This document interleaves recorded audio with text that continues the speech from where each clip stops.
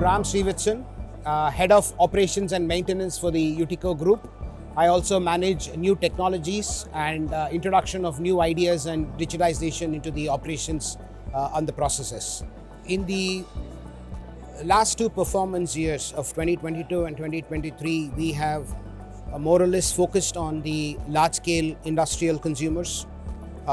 Predominantly, our area of operation is in Northern Emirates. We are based in Ras Al Khaimah, but our supply base in terms of water extends all the way to Sharjah, where one of our primary customers, Sharjah Electric Water Authority, is located. So we have our own dedicated corridor, the Rak Sharjah pipeline, through which we supply water to the customer.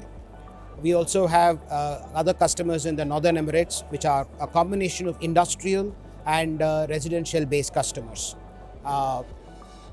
The customer base is growing in RAK in the sense that there is a lot of focus on improvements of specialty restaurants, the hospitality business is growing, large gated communities are growing. So this is our growing customer base. So we are as healthy as we can be. Our power customer base is also growing. So towards that we are adding capacity, or rather in the process of adding capacity to address those demands. In terms of our presence, we were basically Ras Al Khaimah, Northern Emirates centric, but this year we started a project in Muscat, Oman. It's a 25,000 cubic meters per day plant in the suburb of Gubra, and that plant would probably go into commercial operations maybe in the next couple of days. So we're just waiting for the last mile power connections and all to be done, and then we will start commercial operations on that particular plant. So our footprint, which was Northern Emirates centric, is now becoming more pan GCC. So there are now aspirations to not only expand the business in the United Arab Emirates, but also to look at opportunities in Oman, in Qatar, in Saudi Arabia and other parts of the GCC region. We are also focusing on certain specific markets in North Africa like Egypt, where there is a lot of demand for these kind of development projects to happen.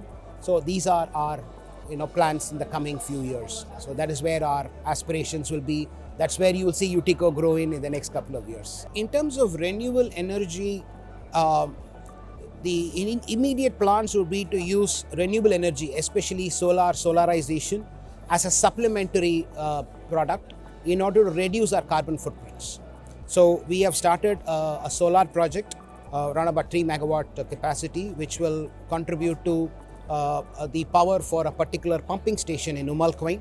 So that project is right now under execution. So start work will happen. So that's a joint collaboration with a Canadian company called Eladon Energy. So that is under progress.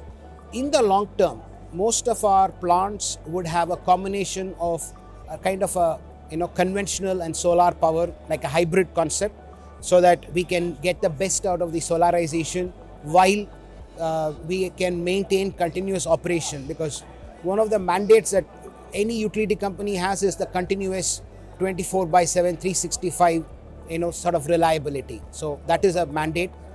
Most of the immediate solutions on renewables will be hybrid solutions. In the long term, depending on the projects that we are going to be looking at, the amount of space that is available, we would look at larger solar projects. That is going to be the future.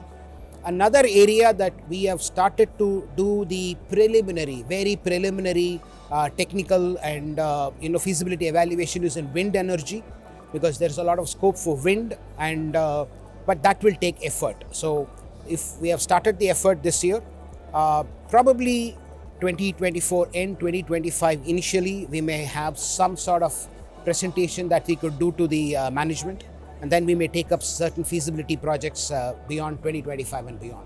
So that is where we are right now. The long-term market for water, primarily in the Middle East, is two major parts. One is in the conventional desalination, generation of potable water from the seawater application for either for primary commercial or for residential or semi-residential uses. That is one area which is always expanding. Now we are seeing a lot of development efforts coming where there's a public-private partnerships are being encouraged. Companies like Saudi Water Partnership Company, the Nama Water in Oman, here in Etihad Water, they're all encouraging private developers to come in and set up their own projects. The second area is going to be in wastewater and sewage water recycle. So we're going to see a lot of polished solutions coming out of that. Another emerging area that we see is grey water reuse, which is basically water that is being generated from gas fields or oil fields, which were earlier being dumped back into the wells. Now those companies, those oil companies are looking at how can we reuse this water better? How can we pick up this water, clean it, refine it, and probably use it for industrial applications. So this grey water reuse is another area that is emerging. We are poised in all these areas. We have been working with clients and offering them technical solutions in all these areas. But as a trend, we see ourselves looking at opportunities in the desal, in the reverse osmosis desal, as more immediate opportunities in the next few years, while grey water and the other applications may emerge over the next 5 years. Immediate, as I was mentioning, we have started the project in Oman. Similar projects, expansions we are exploring in Oman, we are exploring in Qatar. We are also exploring opportunities in Saudi Arabia, both in the eastern and the western provinces. So these are the opportunities that we're exploring. These are in a combination of conventional desalination projects. They are in pumping stations, storage and transmission pipelines. We have got opportunities in sewage treatment, in wastewater treatment. So these are the opportunities that are coming. So we would see Utico either attempting to pick up the project on its own, or we may look at strategic partners who are strong in the respective regions, in the respective countries.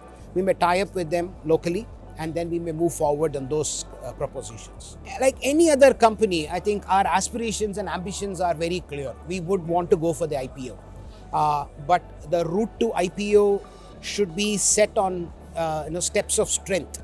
So the first opportunities, first challenges would be for us to establish ourselves as a pan-GCC organization, where we have presence not only in the UAE but across the GCC region, and that is how we will be able to present ourselves as a strong, financially strong company and try to leverage and get the best out of the IPO.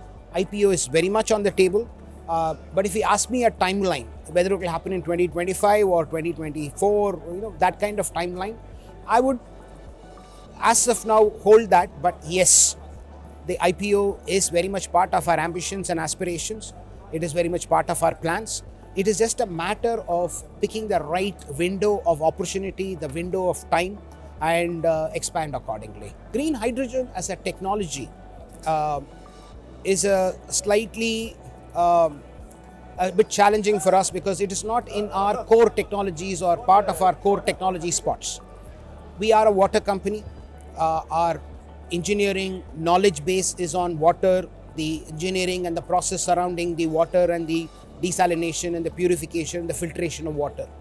Green hydrogen is in a slightly different technology space. So we've had the preliminary explorations done. However, we don't have anything concrete to discuss right now.